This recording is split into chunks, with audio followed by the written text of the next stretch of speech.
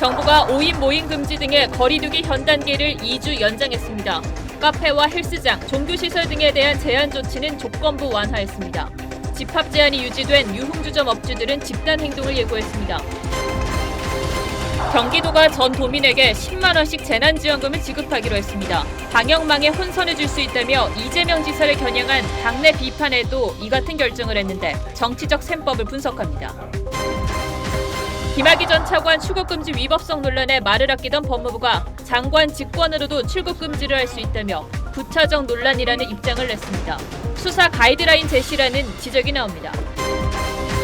만취한 운전자가 교통사고를 내고도 경찰이 음주 측정 전에 물을 안 줬다는 이유로 무혐의 처분을 받았습니다. 황당한 사연 취재했습니다.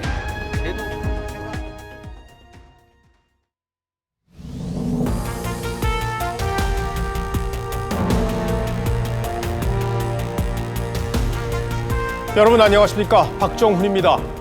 방역 조치가 새로 발표되면서 다음 주부터는 시청자 여러분의 생활 패턴에도 변화가 예상됩니다. 정부는 오늘 설 연휴 전주까지 적용되는 새로운 거리두기 조치를 발표했습니다. 큰 틀에서는 현재의 조치가 2주 더 연장됩니다. 그러니까 5인 이상 모임이 금지되고 밤 9시 이후에는 지금처럼 다중시설을 이용할 수 없습니다. 하지만 자영업자들의 고통을 감안해서 유흥업소를 제외한 노래방과 헬스장 등의 영업은 재개됩니다. 내주부터는 카페에서 차도 마실 수 있게 됐습니다. 오늘 첫 소식은 유지현 기자가 준비했습니다. 현행 거리두기 종료를 하루 앞두고 정부가 2주 연장을 발표했습니다. 3차 대유행 감소세가 아직은 완만해 재확산 위험이 있다고 판단한 겁니다. 이에 따라 수도권 2.5단계, 비수도권 2단계는 이달 말까지 유지됩니다. 백신 접종이 시작되기 전에 현재의 유행 수준을 얼마나 떨어뜨리는가가 올해 코로나19를 효과적으로 통제하는 데 중요한 변수가 될 것입니다. 최근 확산세를 잡는 데 주요했다는 평가를 받은 5인 이상 사적 모임 금지와 다중시설의 밤 9시 이후 운영 금지도 계속됩니다. 대신 유흥업소 오정과 홀덤펍을 제외하고 다른 시설의 집합 금지는 풀었습니다. 헬스클럽, 학원, 노래 연습장 등 문을 닫아야 했던 다중이용시설은 엄격한 방역 수칙을 적용하는 조건으로 운영이 재개됩니다. 설 연휴를 한 달여 앞두고 특별 방역 대책도 발표됐습니다. 다음 달 1일부터 2주 동안 철도 승차권은 창가석만 판매되고 고속도로 통행료 유료화도 검토됩니다. 지금은 만남보다는 마음으로 함께 할 때입니다. 신규 확진자는 580명으로 닷새째 500명대를 유지했습니다. 방역당국은 주간 일평균 확진자가 400명대로 진입하면 단계 하향을 검토하겠다고 밝혔습니다. TV조선 유지현입니다. 이번 조치로 내주부터 다시 문을 열게 된 헬스장과 노래방 등은 안도하는 분위기입니다. 하지만 밤 9시까지로 제한이 된 이게 풀리지 않은 데 대해서는 아쉬움이 크다는 반응이었습니다. 특히 유흥업소들은 집합 금지가 그대로 유지되는 데 대해서 강력한 집단 행동을 예고했습니다. 이번 조치에 대한 현장 반응, 서영일 기자가 들어봤습니다. 지난 2019년부터 카페를 운영해온 김유중 씨. 이번 대책 발표에 안도의 한숨을 내쉬었습니다. 오는 18일부터 일반 식당처럼 9시까지 홀 영업이 가능해졌기 때문입니다. 50%라도 일반 음식점이랑 균형에 맞춰서 좀 영업 제한을 좀 풀어준 거는 그나마 좀 다행이라고. 영업이 재개된 헬스장과 노래방도 이번 조치를 반겼습니다. 하지만 밤 9시 이후 영업 제한이 된 데는 아쉬움을 표시했습니다. 시간이 밤 12시까지는 그래도 해야 문을 열어서 그 전기세나 무슨 관리비 좀 언제 또 문을 닫을지 불안한 마음도 있습니다. 회원분들이 언제 또 집합 금지가 되거나 언제 또 집합 제한으로서 그 불안감으로 인해서 오시지를 않고 있습니다. 특히 이번에도 집합 금지가 유지된 유흥업소들은 반발하고 있습니다. 임대료는 물론 전기세도 밀린 채로 폐업이 속출하는 가운데 영업 재개가 기약 없이 밀렸기 때문입니다. 주먹구구식으로 여기는 집회를 할 것 같으니까 풀어주고 여기는 그나마 조용하니까 안 풀어주고 이런 식으로 유흥업소 업주들은 다음 주부터 간판에 불을 켜고 연대 시위를 하는 등 공동 대응을 예고했습니다. TV조선 서영일입니다. 오늘 발표된 방역 조치의 핵심은 다중이용 시설에 대한 제한 조치를 일부 풀어준 겁니다. 방역에 우선순위를 두고 있는 정부로서도 고민이 많았을 텐데 일단 소상공인의 생계에 직접적인 타격을 줬던 조치들이 조정되게 됐습니다. 정은혜 기자와 자세히 짚어보겠습니다. 자, 정 기자, 오늘 조치로 유흥시설 등을 제외한 대부분의 다중시설이 집합 금지에서 풀렸는데 내주부터는 카페에 앉아서 이제 커피를 마실 수 있게 된 거죠? 그렇습니다. 그동안 포장 배달만 가능했던 카페에서 이제 밤 9시까지는 매장 내 취식이 가능합니다. 단 테이블 간격을 띄우고 칸막이도 설치해야 합니다. 특히 2명 이상이 음료와 디저트만 주문할 경우 1시간 내로 머물 것을 권하고 있습니다. 강제 사항은 아니지만 따르는 게 좋겠군요. 자, 그리고 업주들의 반발이 컸던 노래방, 헬스장 이제 완전히 문을 열게 된 겁니까? 인원 제한을 두고 문을 열게 됩니다. 수도권은 8제곱미터당 1명, 비수도권은 4제곱미터당 1명인데요. 수도권 20평 수도권 헬스장은 동시에 9명까지, 100평은 42명이 같은 시간에 운동할 수 있습니다. 노래방과 학원도 같은 조건입니다. 면적에 따라 인원수가 제한되는데 소규모 노래방일 경우 룸당 2명이 될 수도 있습니다. 또 공간이 아무리 넓어도 5인 이상 사적 모임 금지 조치에 따라 룸당 최대 인원은 4명까지만 가능합니다. 코인 노래방 수칙도 일반 노래방과 동일한데요. 면적 8제곱미터가 안 되는 협소한 공간일 경우 룸당 1명만 들어갈 수 있습니다. 스크린 골프장도 룸당 4명까지 허용됩니다. 자, 그동안 헬스장에서 집단 감염이 발생한 사례들이 제법 있었잖아요. 이용객을 제한하는 것 말고 다른 조치들은 없습니까? 마스크를 벗으면 안 되고요. 또 GX, 스피닝, 에어로빅, 줌바처럼 비말 전파가 많은 활동은 제한됩니다. 땀이 나더라도 헬스장 샤워실은 이용할 수 없습니다. 단 탈의가 불가피한 수영장에선 샤워를 할 수 있습니다. 자, 종교 활동에도 일부 변화가 있던데 다음 주부터는 대면 예배도 이제 가능해지는 겁니까? 네, 맞습니다. 수도권은 좌석수의 10%, 비수도권은 좌석수의 20% 내에서 대면 예배가 가능합니다. 단 통성기도나 성가대처럼 비말이 튈 수 있는 행위는 금지되고요. 예배 뒤 식사나 소모임, 숙식이 이뤄지는 종교 활동도 모두 불가능합니다. 자, 이번 조치로 소상공인들의 숨통이 좀 트인 것은 다행인데 방역적인 측면에서는 우려도 좀 있을 것 같아요. 그렇습니다. 다중이용시설들이 집단 감염이 빈발하는 시설이기 때문인데요. 전문가 의견 들어보시죠. 3차 파도가 왔다가 500선에서 머물고 있는데 결국은 100명까지 내려가야 안 되겠어요? 근데 지금 이거는 그게 아닌 상태에서 이제 풀어놨으니까 어떤 구체적인 제재가 없다면 4차 유행을 끝을 못 내는 거죠. 그러니까 설 연휴 전에 확실하게 확산세를 꺾어놔야 방역 당국도 걱정을 덜 수 있겠군요. 정은혜 기자 잘 들었습니다.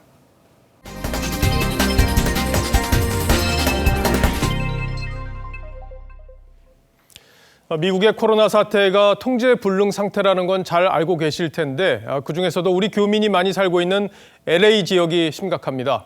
1분에 10명꼴로 확진 판정을 받고 있고 6분에 1명꼴로 사망자가 나온다고 합니다. 어쩌다 이 지경이 된 건지 송무빈 기자가 보도합니다. 방호복을 입은 주방위군이 쉴 새 없이 시신을 옮깁니다. LA 지역의 코로나 사망자가 13,000명을 넘으면서 주에서 마련한 수십 대의 냉동 트럭으로도 시신을 수용하는 게 버거워졌기 때문입니다. 현지 시간 15일을 기준으로 LA 지역의 누적 확진자는 97만여 명에 달합니다. Every minute, 10 people in LA County on average are testing positive for COVID-19. 전문가들은 코로나가 이처럼 무섭게 확산하는 이유로 미국에서 가장 높은 인구 밀도와 건조한 날씨를 꼽습니다. 밖에서 일하는 라틴계와 흑인의 비중이 높고 이들이 대가족 생활을 한다는 점도 영향을 미쳤을 거란 분석입니다.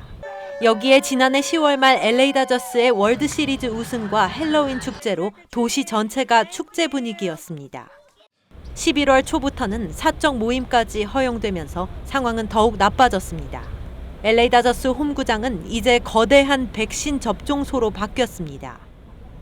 We've got to increase the pace and distribution in the administration of these vaccines. The reality is we need to get these vaccines out of the freezer and we need to get them into people's arms. 에릭 가세티 LA 시장은 이곳에서 하루 12,000명을 접종할 수 있을 걸로 예상했습니다. TV조선 송무빈입니다. 네, 이재명 경기지사가 모든 도민에게 일괄적으로 10만 원씩 지원금을 주기로 결정했습니다. 민주당 내에서는 지원금을 주면 이걸 쓰는 과정에서 방역에 문제가 생길 수 있다는 비판이 제기됐습니다만 개의치 않는 겁니다. 여권 내에서는 지원금 문제와 사면 논의를 두고 차기 주자들 간의 신경전이 가열되고 있습니다. 조정린 기자가 보도합니다. 이재명 경기지사는 모레 전 도민에게 10만 원씩 재난지원금을 주는 걸 발표합니다. 친문핵 시민 김종민 최고위원이 이 지사를 비판했고 방역당국과 조율되지 않은 성급한 정책은 자칫 국가 방역망에 혼선을 줄 수 있습니다. 김두관 의원도 중앙정부와 협력해야 한다고 가세했지만 이 지사는 뜻을 굽히지 않았습니다. 이 지사는 대신 이낙연 대표가 촉발시킨 전직 대통령 사면론에 각을 세웠습니다. 청사는 얘들 적폐들의 유지 존속을 허용하는 것이 통합이라는 이름으로 용인되면 안 될 것 같아요. 문재인 대통령은 모레 신년 기자회견에서 이 문제에 대해 입장을 밝힐 예정인데 사면에 부정적일 경우 이 대표에게는 다시 한번 타격이 될 수 있습니다. 친문 진영에서 제3후보로 거론되는 정세균 총리도 최근 이 대표가 내놓은 이익공유제 제안에 부정적 입장을 보이면서 여권의 차기 주자들 사이에 냉기류는 당분간 이어질 전망입니다. TV조선 조정른입니다. 지금부터는 호남 민심의 속살로 좀 들어가 보겠습니다. 어대낙, 그러니까 어차피 대통령은 이낙연이다 이런 말이 나왔을 정도로 지지율이 높았던 민주당 이낙연 대표의 호남 위상이 많이 달라지고 있습니다. 최근 조사에서는 전국 지지율이 10%까지 떨어졌고 자칫 한 자릿수로 내려앉을 위기에 몰리고 있죠. 그 사이 이재명 지사의 호남 지지율은 크게 올랐습니다. 대선을 1년 2개월 앞둔 호남의 민심 어떤 건지 최주원 기자가 진보의 심장이라는 광주에서 다양한 목소리를 들어봤습니다. 민주당 전통 텃밭인 호남 민심이 최근 크게 출렁이고 있습니다. 대세론을 타고 호남을 기반으로 대선과도 선두를 달렸던 민주당 이낙연 대표의 지지율이 최근 21%를 기록하는 여론조사 결과가 나왔습니다. 총선 때 50%를 넘었던 것과 비교하면 절반도 되지 않는 수치입니다. 호남 민심이 이재명 경기지사와 정세균 국무총리로 분화하면서 차기 대선 구도에도 변화의 분위기가 감지됩니다. 요동치는 호남 민심, 지금부터 구석구석 살펴보겠습니다. 이 대표가 제기한 전직 대통령 사면론이 호남 민심 이탈에 결정적이었다는 게 지역 정치권과 시민들의 공통된 의견입니다. 사면해주면은 좋다고 생각 안 하네요. 어떤 점에서? 네. 아이고, 그 난리를 쳐놓고 사면하면 되겠어요? 박근혜 전 대통령이나 이명박 전 대통령 같은 경우에 광주 시민들은 대통령이라고 붙이기도 싫어할 만큼 이런 민심이었다. 다만 중도층을 잡기 위해선 반드시 필요한 메시지였다며 여전히 이 대표를 지지하는 의견도 만만치 않습니다. 김대중 대통령께서도 노태우나 전두환 씨를 다 해줬잖아요. 그러면은 아무리 상대방이 밑두려도 거기를 해결을 해줘야지 서로가 좋은 관계가 되지 않을까. 노련한 정치인이잖아요. 나름 대통령의 어떤 심중을 어느 정도 파악했기 때문에 한 얘기가 아닐까. 젊은 층에선 늘 신중한 이 대표보다 선명성 뚜렷한 이재명 지사에게 기우는 분위기도 감지됩니다. 일 처리가 확실해서 좋아요. 네, 근데 어차피 여기는 못 받아도 상관없긴 한데. 카리스마적인 게 있는 게 좀 효과가 더 있는 것 같아요. 네, 좀 먹히고 있는 거죠. 노무현 대통령은 전라도 사람 아니고 경상도 사람이죠. 하지만 섣불리 무게추가 옮겨갔다고 평가하기에는 이르다는 말도 나옵니다. 이 지사가 친노 친문의 적자가 아닌데다 경북 출신이어서 이 대표에 대한 반발 심리가 일시적 역선택을 불렀다는 겁니다. 너무 앞서가도 국민들의 어떤 대세가 못 따라가. 이재명 기사님 같은 경우는 너무 앞서가신 것 같아서 좀 약간 불안하다 그럴까? 그래도 이낙연 지사가 좀 당대표 나은 것 같고 좀 시원시원하게 속전속결하는 건 이재명 씨가 나은 것 같고 아직 겨울전에 좀 해봐야지. 전북 출신인 정세균 국무총리가 이 대표의 지지율을 흡수할 거란 전망도 있지만 완전히 새로운 인물의 등장을 기대하는 목소리도 많았습니다. 정세균 국무총리님이 어떠한 정책을 가지고 어떤 리더십을 가지고 할 것인지에 대한 거기에 대한 좀 확신이 들진 않아서 나름대로 소신도 있고 그래서 새로운 사람이 나오면 아마 그 예전에 그 우리 노무현 전 대통령 그걸 지지하듯이 그게 한순간에 바람무리가 갈 수도 있어요. 이 대표로서는 지지율 거품이 거친 지금부터가 본격적인 대권 레이스란 분석입니다. 전의 모든 지지는 기본적으로 대통령 지지가 대반이라고 봅니다. 최근에 대표로서 위상이 명확히 등장했을 때 이후의 표가 이낙연 대표표라고 생각해요. 역대 대선에서 정권 재창출에 성공한 건 단 3번. 다만 모두 동일 정파로의 계승은 아니었다는 점에서 이낙연 대표가 풀어야 할 숙제로 꼽힙니다. TV조선 최재원입니다. 어제 공개된 북한 열병식 장면에서 눈길을 잡은 건 김정은 위원장이 입고 있는 바로 이 가죽 코트였습니다. 동생인 김여정을 포함해 단 3명만 이런 가죽 코트를 입었는데 여기에는 북한 건부 핵심이 어디인지를 보여주는 의미가 담겼다고 합니다. 윤동빈 기자가 분석해드리겠습니다. 김정은 위원장이 검은색 긴 가죽 코트를 입고 노동당 8차 대회 기념 열병식장에 등장합니다. 불세출에 탁월한 용도자를 또다시 우리 당의 최고수에 높이 모신 이 감격이 환히 김 위원장을 지근거리에서 수행하는 현송월 부부장, 여기에 여동생 김여정 부부장, 노동당 비서 조용원까지 모두 3명이 김 위원장과 똑같은 가죽 코트를 입었습니다. 김 위원장이 직접 하사한 옷을 맞춰 입음으로써 권력 실세라는 걸 대내외에 인증한 것이란 분석이 나옵니다. 이번에 4명이 김정은과 똑같은 복장을 했다는 것은 바로 그 사람들이 김정은의 리더 그룹이며 내 사람이다 이런 것을 과시하는 거라고 볼 수 있습니다. 당 정치국 후보위원회에서 탈락하고 부부장으로 강등된 김여정 역시 가죽 코트로 실세라는 걸 입증했습니다. 한편 김여정이 우리 정부를 향해 특등 머저리라고 비난한 걸 두고 민주당 윤건영 의원이 과감히 대화하자는 속내라고 해석하자 야당은 오늘도 황당하다는 반응을 내놨습니다. 누구도 이해할 수 없는 그들만의 뻔뻔한 해석을 늘어놓고 있습니다. 하태경 의원은 야당이 대통령과 더 과감히 대화하고 싶으면 특등 머저리라고 해야 되냐고 비판했습니다. TV조선 윤동빈입니다. 네, 김학의 전 법무차관에 대한 긴급 출국 금지 논란에 말을 아끼던 법무부가 오늘 장문의 입장문을 냈습니다. 출국 금지는 장관의 권한이며 불법성 논란은 부차적인 문제라고 반박했습니다. 수사 중인 사안에 가이드라인을 낸 것이나 다름없다는 비판도 나옵니다. 주원진 기자입니다. 법무부는 5장 분량의 입장문을 통해 출국 금지는 법무부 장관 권한이라고 수차례 강조했습니다.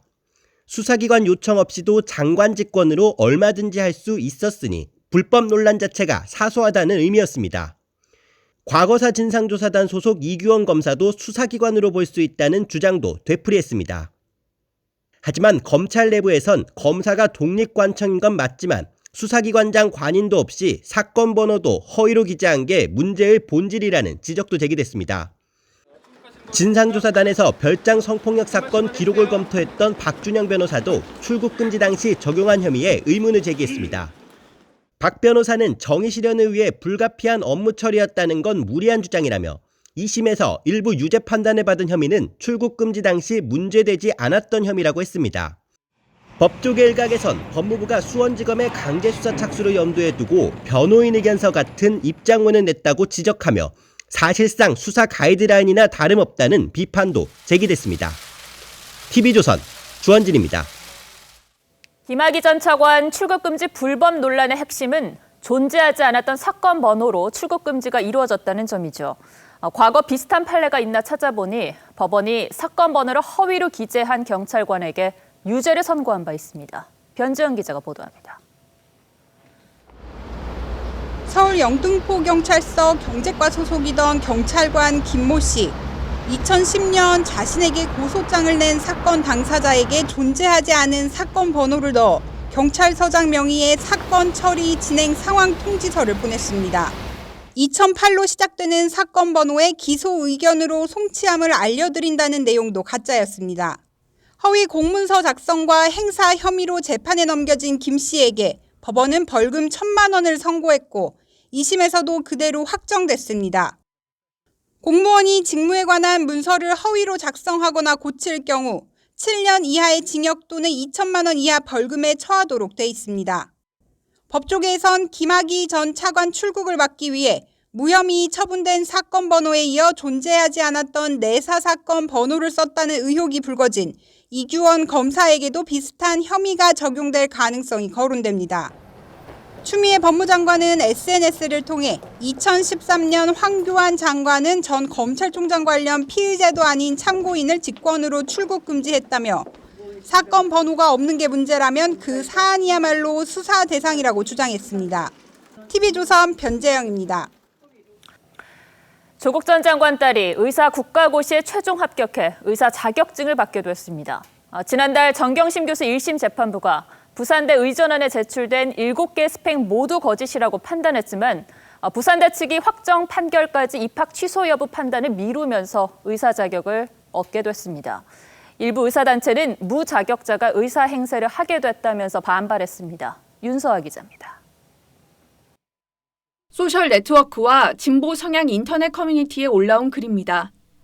조국 전 법무장관 딸의 의사 국가고시 합격을 축하하는 댓글이 이어집니다.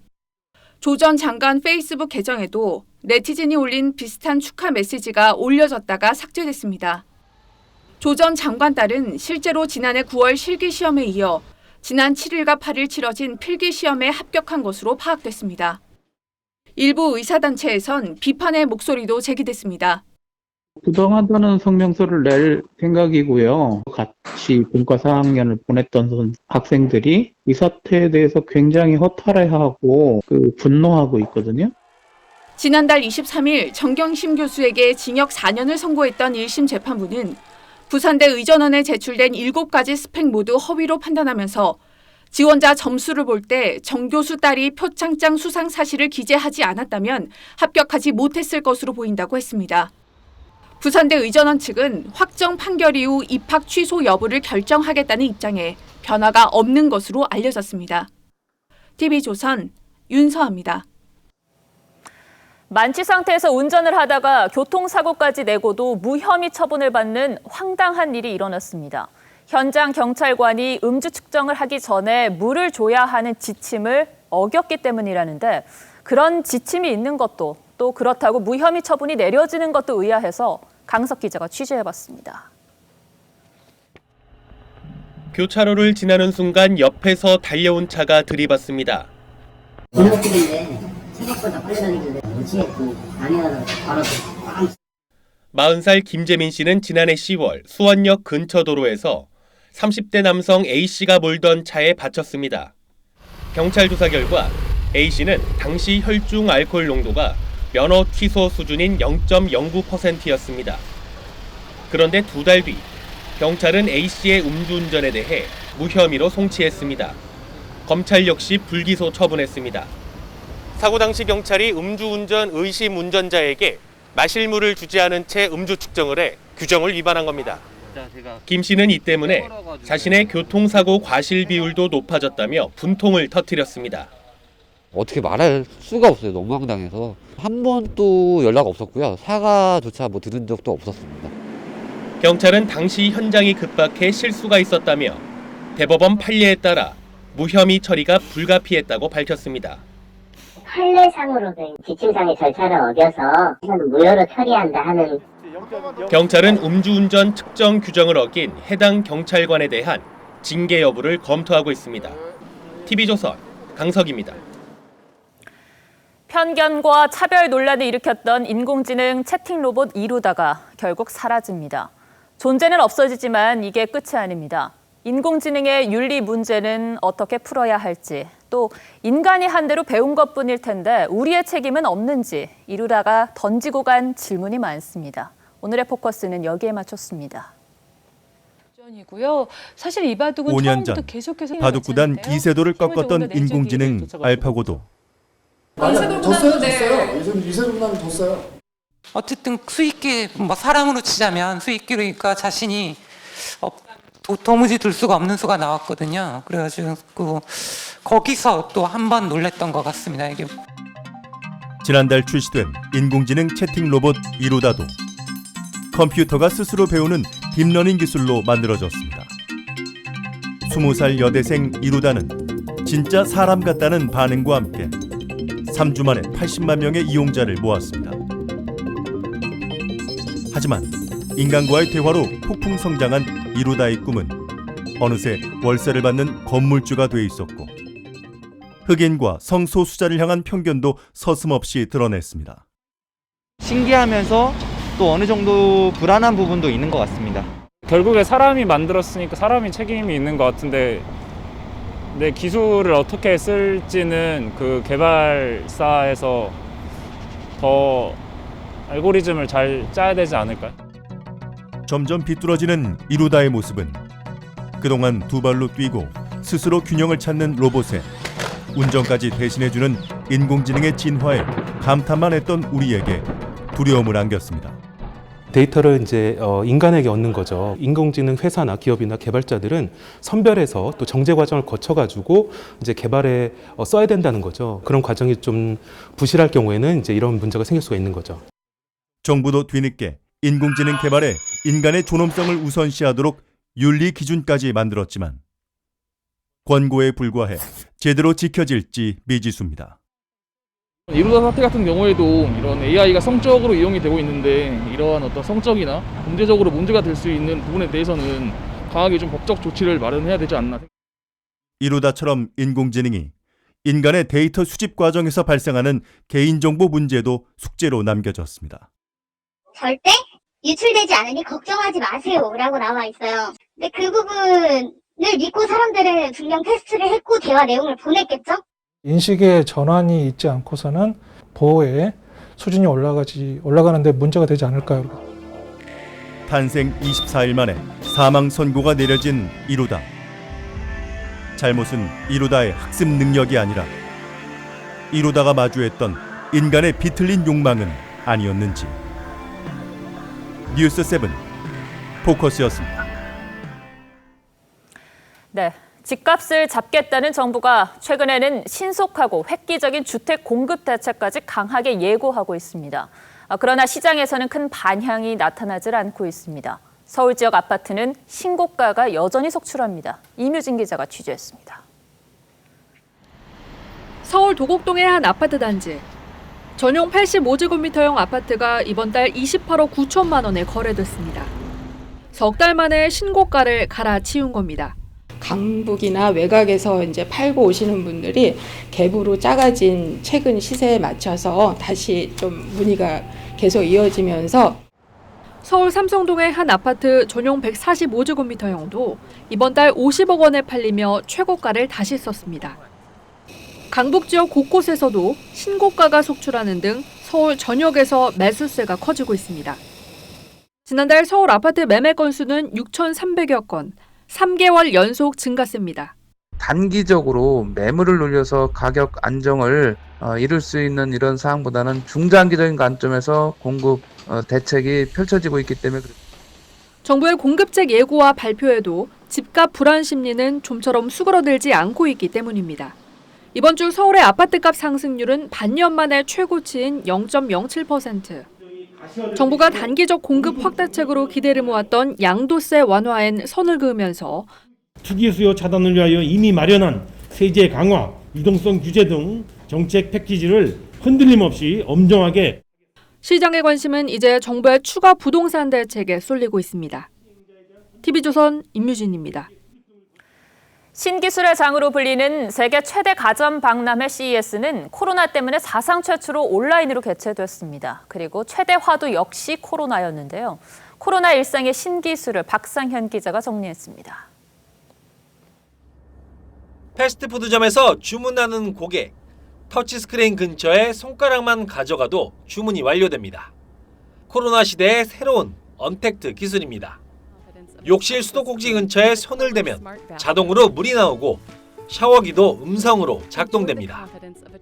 Start Simone shower routine. 최신 IT 기술을 선보이는 올해 CES에서 공개된 신기술들입니다. 코로나로 온라인으로 열릴 수밖에 없었던 CES 2021. 특히 올해는 코로나를 이겨내는 기술들이 줄을 이뤘습니다. 센서를 통해 호흡 데이터와 주변 공기질을 어플로 알려주는 마스크부터 코로나 초기 증상인 고열과 호흡 패턴을 감지하는 패치까지 다양한 첨단 제품이 등장했습니다. Hours, maybe days or even weeks before they become symptomatic, be able to identify those patients, treat them before they have an untoward event. 가전업체들도 집콕 트렌드에 맞춰 더 커지고 선명해진 TV 기술을 잇따라 선보였습니다. 기존 제품보다 훨씬 커진 110인치 TV, 1억 원을 훌쩍 넘는 초고화질 마이크로 LED TV 등이 눈길을 끌었습니다. 여기에 고정관념을 깨고 돌돌 말리는 디스플레이까지 등장했습니다. 2021 is making history and I'm so excited that you're part of it. It's our first ever all-digital event. 코로나가 CES의 판도까지 확 바꿨습니다. TV조선 박상현입니다. 네, 다음 뉴스입니다. 바이든 당선인의 취임을 닷새 앞둔 미국 워싱턴, 도시 자체가 봉쇄되면서 적막감에 젖어 있습니다. 혹시나 모를 테러 위협에 주 방위군이 속속 투입되고 있는데 워싱턴을 연결해서 자세한 분위기를 좀 들어보죠. 자, 최우정 특파원. 네, 워싱턴입니다. 자, 화면을 보니까 의회 주변 같은데 역시 통제되고 있죠. 거기까지는 어떻게 들어갔습니까? 네, 저는 지금 이 차량을 외곽에 두고 한 10분여 정도를 걸어서 들어왔습니다. 이곳이 의회로 들어가는 길목인데 보시는 것처럼 차량 바리케이드와 군용 트럭들이 도로 전체를 막고 있습니다. 이 통행 허가증이 없으면은 이쪽 백악관 방향과 의회 방향으로 들어갈 수가 없는 상황입니다. 저 안쪽, 의회 안쪽으로 들어가기 위해서는 인근에 차량을 주차를 해놓은 뒤 걸어 들어가서 검문을 받아야 됩니다. 이 의사당 앞에는 밤사이에 철제 울타리가 한 겹이 더 설치가 됐습니다. 삼중막을 친 건데 접근할 생각 자체를 하지 말라는 겁니다. 이곳에 배치할 주 방위군 숫자는 취임식에 가까워질수록 늘어나 2만 5천여 명에 이를 걸로 보입니다. 주한미군 전체 수와 비슷한 병력이 취임식 경계에 투입되는 셈입니다. 자, 얼마 전 의사당 폭동 때 펜스 부통령이 납치될 뻔했다, 이런 보도가 나왔더라고요. 어떻게 된 겁니까? 네, 폭동 당시 펜스 부통령의 동선이 공개가 됐는데 이 펜스가 대피를 한 곳과 시위대가 있던 곳이 불과 30m가 되지 않았다, 이런 외신 보도가 나온 겁니다. 이 펜스는 당시 바이든의 당선을 인증해 이 시위대의 집중 표적이 됐던 상황입니다. 시위대가 조금만 더 빨리 본회의장 인근에 도착을 했다면 붙잡힐 수도 있었던 상황입니다. 이 카멀라 해리스 부통령 당선인에게 축하 전화를 한 펜스는 취임식에도 참석할 예정입니다. 트럼프 대통령은 취임식에 참석하지 않고 바이든의 취임 선서 직전에 공군기지에서 퇴임 행사를 가진 뒤 플로리다 자택으로 이동합니다. 후임 대통령의 취임식에 불참하는 건 역시 하원에서 탄핵을 당했던 앤드루 존슨 이후 152년 만입니다. 지금까지 워싱턴에서 전해드렸습니다.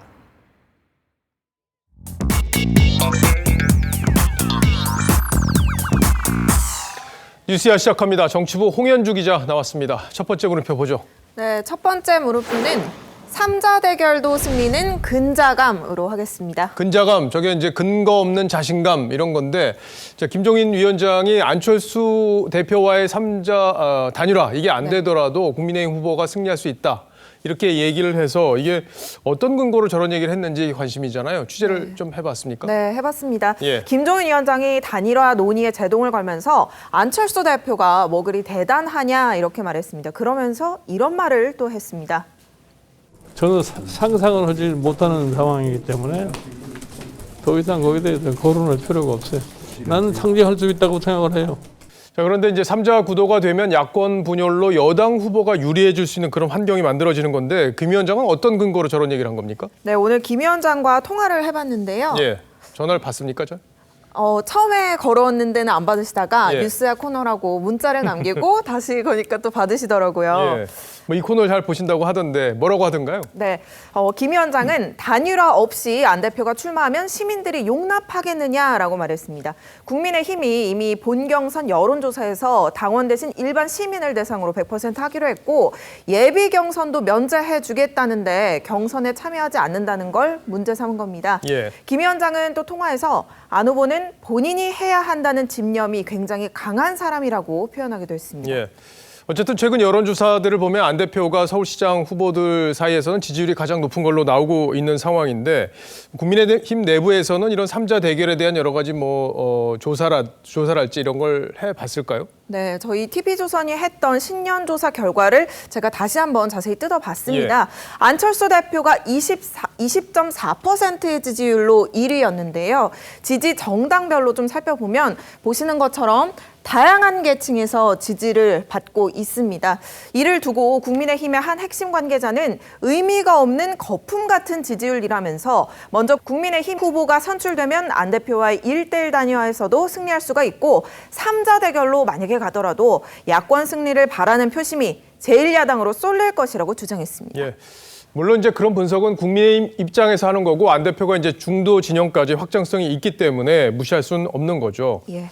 자, 그리고 이제 오세훈 전 시장의 출마 여부 이게 궁금한데 안 대표 입당 시기를 17일 전에 이제 밝혀달라 이렇게 얘기를 했는데 출마 선언을 내일 한다면서요. 네, 오 전 시장 내일 오전에 부동산 정책 실장을 부각하는 현장에서 정식 출마 선언에 나섭니다. 예. 출마 명분을 참 복잡하게 본인이 만들어내서 논란이 되기도 했었는데 내일 결과를 또 지켜보도록 하죠. 첫 번째 물음표 정리해보죠. 네, 첫 번째 물음표 3자 대결도 승리는 근자감의 느낌표는 계산기 두드리면 진다로 달아봤습니다. 예. 중요한 선거에서는 단일화라는 큰 명분보다 유불리를 따지는 잔수를 쓰다가 패하는 경우가 많습니다. 단일화를 둘러싼 수싸움이 우리 국민들에게 밥그릇 싸움으로 비치지 않도록 하는 게 중요한 시점으로 보입니다. 예. 두 번째 물음표 보죠. 네, 두 번째 물음표는 김어준 이번엔 일하러 가세입니다. 예. 얼마 전에 이제 김어준 씨가 활동하는 TBS 교통방송에서 일합시다 이런 캠페인을 했다가 이제 선거법 위반 논란에 휩싸여서 캠페인을 중단을 해서 논란이 됐었는데 이번에는 일하러 가세. 네, 그렇습니다. 일합시다 캠페인이 선거 기후 1번을 떠올리게 한다는 논란이 형사고발로까지 이어졌죠. 그러자 김 씨는 어제 방송을 시작하자마자 일하러 가세라는 제목의 찬송가를 내보냈습니다. 들어보시죠.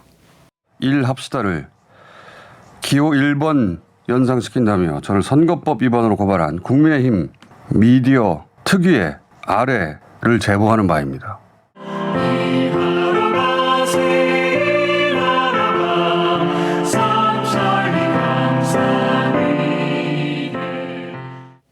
자, TBS도 논란 이후에 이제 캠페인을 중단을 했는데 정작 김어준 씨는 사과 대신에 이제 비슷한 노래를 틀면서 조롱을 한 건가요?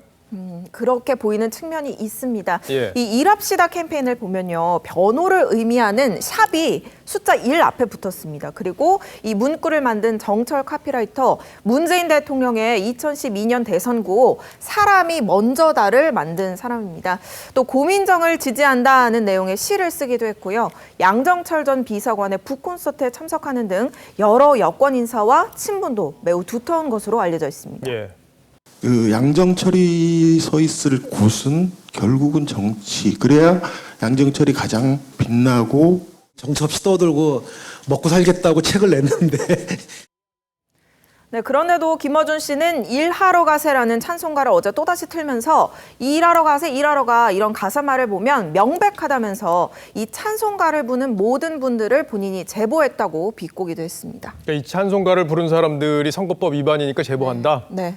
어쨌든 TBS 교통방송이 이제 세금이 출연되는 기관이니까 좀 더 공정해야 되지 않겠냐 이런 분위기가 있는데 어쨌든 논란이 끊이질 않는군요. 네, 예. 서울시장 출마를 고려 중인 정치인 중에요. 금태섭 전 의원은 이 뉴스공장을 폐지하거나 진행자를 교체해야 한다고 했습니다. 또 김근식 경남대 교수는 아예 TBS에 대한 서울시 지원금이 연 400억인데 임기 내에 당선된다면 임기 내에 전면 중단하겠다고 했습니다.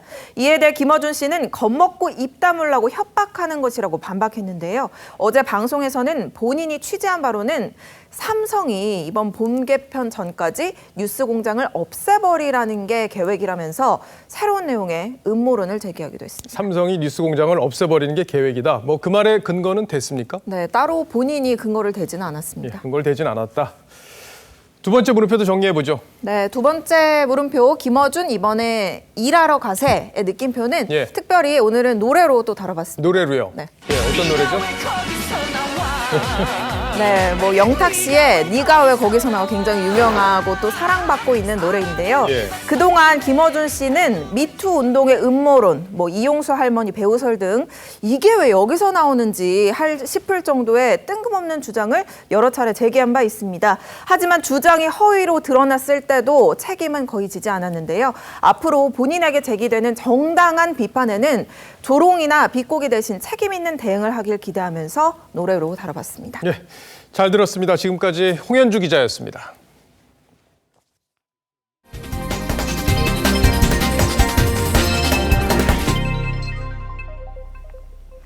네, 기온이 영하로 뚝 떨어지면서 다시 한파가 몰려왔는데 동해안은 서핑 열기로 뜨겁다고 합니다. 겨울이면 높은 파도가 꾸준히 밀려와 서핑의 제격이라는데 이승훈 기자가 강추위 속 서핑을 취재했습니다. 일렁이는 물결이 연신 해변으로 들이칩니다. 파도를 기다리는 서퍼들. 거센 파도에 맞춰 재빨리 보드에 올라탑니다.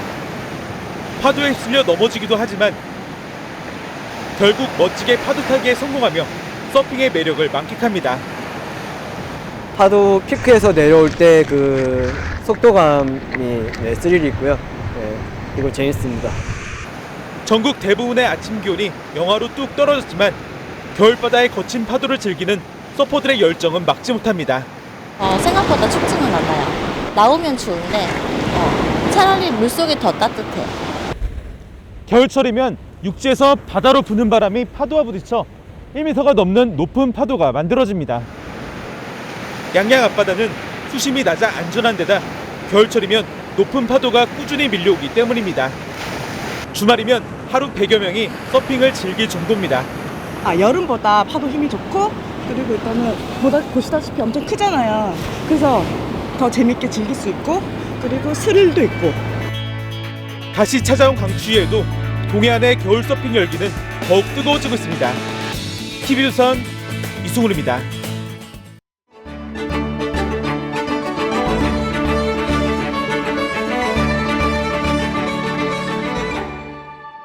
여러분 모두 부자 되세요. 꼭이요. 20년 전 광고 속 이 한마디는 IMF 사태를 혹독하게 겪은 뒤 부자가 되고 싶은 국민 마음을 건드렸습니다. 그때부터 부자 열풍이 불었고 그 열기는 10억 원 모으기로 이어져 10억 원 만들기 서적과 금융상품이 생겨났죠. 당시 부자의 기준이었던 10억 원. 지금은 서울 평균 25평 아파트값과 맞먹습니다. 그리고 이 아파트 하나 사려면 평균 연봉을 한 푼도 안 쓰고 36년을 모아야 하는 시대이기도 하죠. 괴물이 된 집값의 월급의 가치, 노동의 가치는 갈수록 초라해지는 듯합니다. 벼락거지. 묵묵히 열심히 일하면서 살았는데 집값 폭등으로 한순간에 상대적인 빈곤층이 된 것 같은 무주택자들의 심정을 말합니다. 정부 말만 믿고 집 안 샀다가 후회한 일개미들은 이제 일은 잠시 뒤로 하고 빚을 내서 주식장에 뛰어들고 있습니다. 승진 경쟁할 시간에 투자 공부를 하며 임원 승진을 포기하는 인포자라는 말까지 생겼다죠. 돈이 돈을 버는 속도를 근로소득으로 따라잡을 수 없는 현실에 일할 의욕이 꺾인 겁니다. 영끌과 비투 현상은 20번 이상 실패한 부동산 정책에 대한 불신에서 싹이 텄습니다. 세계적인 투자자인 짐 로저스도 이 불신 분위기를 감지하고는 동학개미들에게 조언을 하면서 말해도 듣지 않을 것이라며 쓴웃음을 짓더군요. 투기를 잡겠다던 정부가 투기 사회로 이끌었다 해도 과언은 아닐 겁니다. 부동산 투기와의 전쟁에서 결코 지지 않을 것입니다. 상식대로 해야 이득을 보는 세상을 만들겠습니다. 그러나 상식대로 땀을 흘린 일개미가 손해를 보는 세상이 됐습니다. 너의 창고가 가득 차도록 일을 해라. 노동은 수치가 아니다. 빵을 얻기 위해 노력한다면 노동은 축복이 될 것이다. 고대 그리스 시인의 이 말을 상식으로 여겨왔는데 이 불변의 법칙이 깨진 건지 일개미들은 혼란스럽습니다. 오늘 앵커가 고른 한마디는 일개미와 벼락거지였습니다.